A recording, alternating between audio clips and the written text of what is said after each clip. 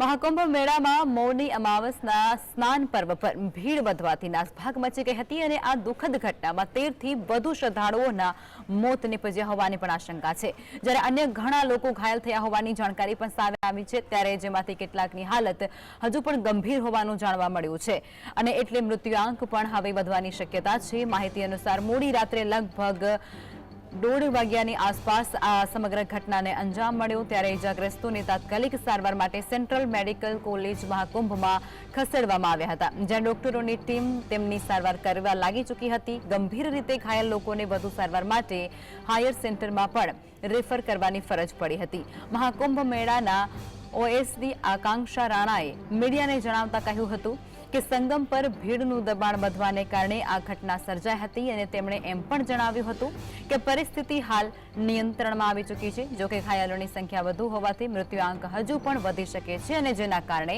તંત્ર સતત પરિસ્થિતિ પર નજર રાખી રહ્યું છે। જાણકારી અનુસાર આ નાસભાગ એક અફવાને કારણે મચી હતી।